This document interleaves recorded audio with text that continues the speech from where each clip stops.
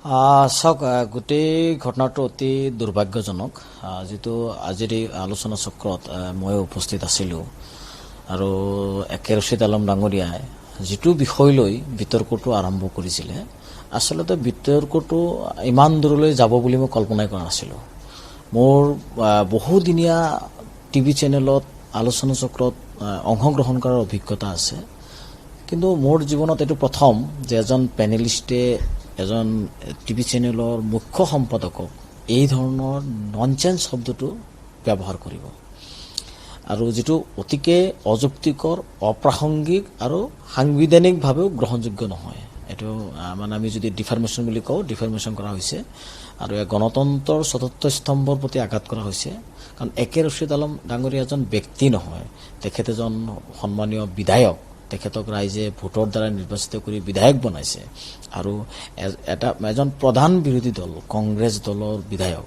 গতিকে এই ধৰণৰ অসভ্য আচৰণ কৰাটো কেতিয়াও যুক্তিসংগত নহয় আৰু কেতিয়াও উচিত নহয়। আমি গৰিহণা দিছোঁ আৰু আমি একেলগে এই কথাটো ক'ম যে গৌৰৱ গগৈ ডাঙৰীয়াই এই যিজন বিধায়ক একে ৰচিদ আলমৰ ক্ষেত্ৰত ব্যৱস্থা গ্ৰহণ কৰিব আৰু যদি ৰাজহুৱাভাৱে একে ৰচিদ আলম ডাঙৰীয়াই ক্ষমা নোখোজে তেতিয়াহ'লে আমি ভাবিম যে একে ৰচিদ আলম ডাঙৰীয়াই মহা ভুল এটা কৰিলে।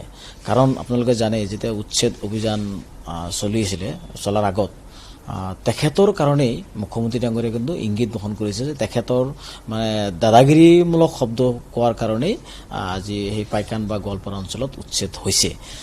গতিকে একে ৰচিদৰ দৰে যিসকল বিধায়কৰ কাৰণে সংখ্যালঘু জনগণ আজি নিৰ্যাতনৰ সন্মুখীন হ'বলগীয়া হৈছে, আমি এই কথাবিলাক স্পষ্টকৈ কোৱা আৰম্ভ কৰিছোঁ আৰু অনাগত দিনত এইসকল বিধায়কক যাতে জনগণে জনপ্ৰতিনিধি হিচাপে নিৰ্বাচন নকৰে তাৰো আমি আপোনালোকৰ জৰিয়তে মুকলিভাৱে আহ্বান জনাইছোঁ।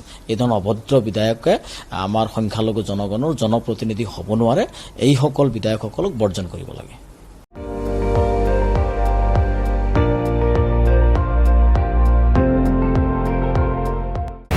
আপুনি চাই আছে ND24, সৰ্বশ্ৰেষ্ঠ নহয় সৰ্বোত্তমৰ দৌৰ।